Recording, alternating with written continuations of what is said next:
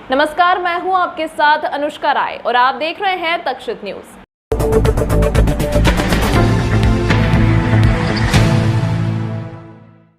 इंदौर में metro trial run को लेकर मुख्यमंत्री ने जहां 2023 के सितंबर में काम पूर्ण होने के आदेश दिए हैं, तो वहीं कांग्रेस नेता राकेश यादव ने प्रेस वार्ता कर समय पर ट्रायल को चुनौती देते हुए कहा कि मेट्रो का ट्रायल रन सितंबर 2024 तक भी संभव नहीं है। यदि मेट्रो का ट्रायल रन समय पर होता है तो 1 लाख रुपए का इनाम मंत्री भूपेंद्र सिंह को दिया जाएगा।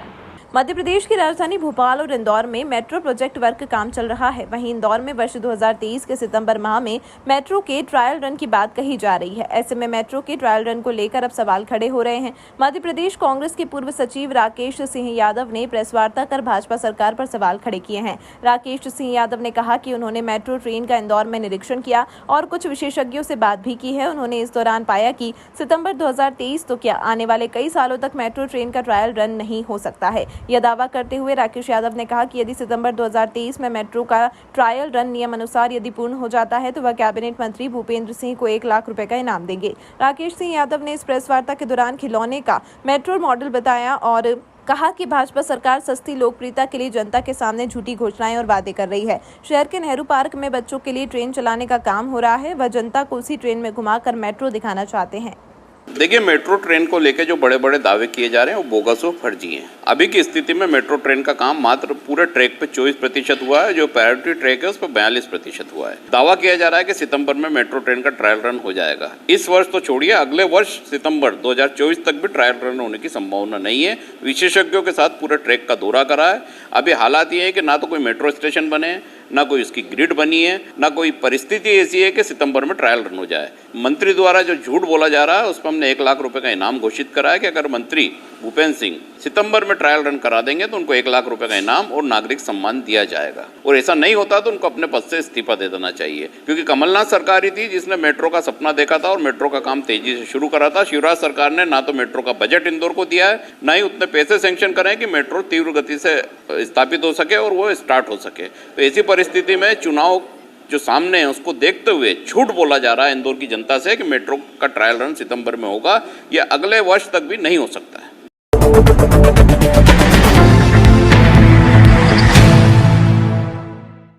इंदौर में स्मार्ट सिटी प्रोजेक्ट के तहत किए जा रहे विकास कार्यों की समीक्षा बुधवार को की गई। हालांकि स्मार्ट सिटी प्रोजेक्ट के तहत शुरू किए गए लगभग सभी काम पूरे होने की कगार पर हैं, लेकिन कुछ विकास कार्यों में हो रही देरी और नए कामों की शुरुआत को लेकर महापौर के साथ सभी विधायक, सांसद, कलेक्टर और निगम के अधिकारियों ने नए सुझावों पर सहमति दी है और आने वाले दिनों में गोपाल मंदिर और राजवाड़ा के बीच नया कैंपस तैयार किया जाएगा। दरअसल हाल ही में राजवाड़ा और गोपाल मंदिर का स्मार्ट सिटी प्रोजेक्ट के तहत जीर्णोद्धार किया गया है, लेकिन अब पर्यटन को बढ़ावा देने के लिए दोनों इमारतों के बीच नया कैंपस तैयार किया जाएगा, जिसमें बड़ी भोजनशाला और कुछ दुकानें निकाली जाएंगी ताकि पर्यटन को बढ़ाया जा सके। इसके अलावा हरसिद्धि मंदिर के पास कबड्डी के लिए नए इंडोर स्टेडियम बनाने के सुझाव दिए गए हैं। साथ ही कान्ह नदी पर के किनारे बने सीपी शेखर नगर उद्यान का नाम अटल बिहारी वाजपेयी के नाम पर रखने के लिए कहा गया है। वहीं कार्बन क्रेडिट को बढ़ावा देने के लिए स्मार्ट सिटी प्रोजेक्ट के तहत किए जाने वाले कामों में हरियाली बढ़ाने के लिए काम किया जाएगा। स्मार्ट सिटी का एक सिटी लेवल एडवाइजरी फोरम है जो शहर में होने वाले स्मार्ट काम, शहर के डेवलपमेंट की दृष्टि से अपने सुझाव देती है और कुछ नए आइडियाज़ को इम्प्लीमेंट करने की बात करती है। तो एक तो अभी स्मार्ट सिटी के तहत जो काम हो रहे हैं उनका रिव्यू, दूसरा राजवाड़ा गोपाल मंदिर बन के तैयार है, इसको लेकर और इसका प्रमोशन कैसे हो, इसको और टूरिज़्म की दृष्टि से कैसे बढ़ाया जाए, उस पर प्लान बनाकर काम करने की बात की है। दूसरा, वहाँ राजवाड़ा के आसपास ट्रैफिक की दृष्टि से भी सुगमता से ट्रैफिक चले, इसको लेकर भी कई अच्छे सुझाव आए हैं और कई अच्छे सुझाव लेने की बात हुई है, जिस काम को हम आगे बढ़ाने वाले हैं। वैसे ही शहर में रीडेंसिफिकेशन को लेकर शहर के ऐसे कुछ स्थान पे खेल मैदान की दृष्टि से, विकास की दृष्टि से लिए जा सकते हैं, ऐसे स्थानों को चिन्हित करने के लिए कहा है। सोलर सिटी इंदौर बने, जो हम लगातार इस बारे में बात कर रहे हैं, उसको लेकर एक हाई लेवल कमेटी हो, लोगों के सुझाव आए, एक विजन डॉक्यूमेंट बने, उसके सुझाव हमने भी दिए हैं और एक्सपर्ट से लेने की बात की है। लेकिन इंदौर सोलर सिटी हो, डिजिटल सिटी हो, ट्रैफिक की सुगमता हो और शहर में खेल मैदानों की व्यवस्था हो, इसको लेकर कई सारे सुझाव लिए हैं। हमारा इंदौर बहुत ही तेज़ी से आगे बढ़ रहा है उसी कड़ी में हम लोग प्रयास कर रहे हैं कि स्मार्ट सिटी के कार्य भी जल्दी से जल्दी सारे पूर्ण हों। आज की जो बैठक का जहाँ तक सवाल है, तो एक महत्वपूर्ण जो विषय आज चर्चा में आया है कि राजवाड़ा और गोपाल मंदिर को क्लब करके एक कॉम्प्लेक्स के रूप में डेवलप किया जाए, जिसमें सांस्कृतिक गतिविधियाँ, एक सात्विक भोजनालय, फिर एक म्यूज़ियम, थोड़ी सी दुकानें, इस टाइप की चीज़ें डेवलप करें। और उसका प्लान जल्दी हम लोग पब्लिक में भी लाने वाले हैं। हम लोगों को तो अच्छा लगा है प्लान, और बहुत ही अच्छा डेवलपमेंट करके एक टूरिस्ट हब बने, वो इस तरह से हम लोग प्लान कर रहे हैं। कुछ अच्छे पार्किंग वहाँ पर अच्छे तैयार करेंगे और वॉकिंग ट्रेल्स पार्किंग से लेकर राजवाड़ा तक बनाएंगे, तो इस तरह से उस एरिया का अच्छा से डेवलपमेंट हो। उसके अलावा तो कई सारे प्रोजेक्ट्स पे हमारी चर्चा हुई, जैसे हमारी हरसिद्धि की जो पानी की टंकी है, उसका 1.5 महीने में मतलब घर घर पानी पहुंच जाएगा। अभी उसका एक फ़ेज़ तो चालू हो गया है, पानी पहुंच गया है, बाकी के फेजेज़ में भी 1.5 महीना लगेगा, वो भी जल्द से जल्द हो जाए हमने कहा है। शिपी शेखर नगर हुआ करता था, वहाँ उद्यान बन गया तो लोग उसे उसी नाम से कहने लगे, तो उसका नाम अटल बिहारी उद्यान हो जाए, इसके लिए हमने रिक्वेस्ट की है। ऑफिशियली महापौर जी को लेटर भी दिया है उसके लिए। वहाँ पर एक बहुत सुंदर हम लोग ब्रिज बनाने वाले हैं, तो उसका भी काम जल्द से जल्द हम लोग मतलब उसका तो भूमि पूजन भी कर दिया है, मगर कुछ अतिक्रमण हटाना है, तो वो भी जल्द से जल्द हो। कुल मिलाकर के मराठी स्कूल जो है उसके पीछे मैंने प्रपोज़ल दिया है, एक अंतर्राष्ट्रीय स्तर का इंडोर कबड्डी स्टेडियम बने। वो अभी तक स्मार्ट सिटी में नहीं था, अभी इसी बैठक में मैंने प्रपोज़ किया है। तो इस तरह से और तेज़ी से हमारा डेवलपमेंट हो और सारे काम जल्द से जल्द अच्छे से अच्छे तरीके से संपन्न हो, ये सुनिश्चित किया जाएगा। यही हमने बैठक में चर्चा की।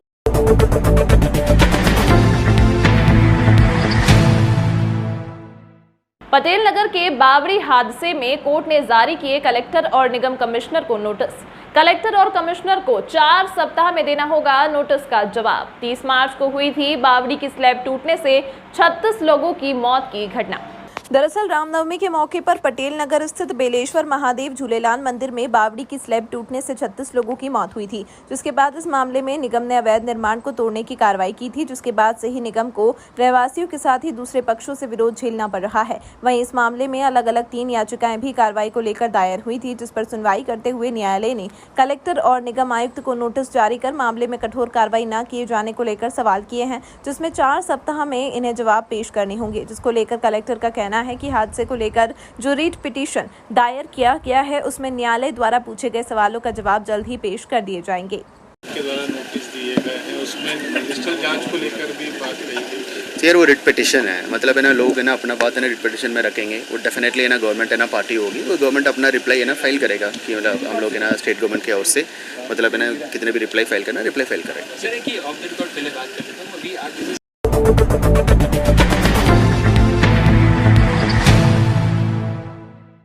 इंदौर के बबरकुआं क्षेत्र में बाईपास पर खड़े एक ट्रक में 3 बदमाश लूट के इरादे से दाखिल हुए। इस दौरान ट्रक में सो रहे ड्राइवर और कंडक्टर से उनकी हाथापाई हो गई, जिसके बाद बदमाशों ने कंडक्टर को चाकू मारकर घायल कर दिया और फरार हो गए। वहीं शिकायत के आधार पर पुलिस ने प्रकरण दर्ज कर अज्ञात आरोपियों की तलाश शुरू कर दी है।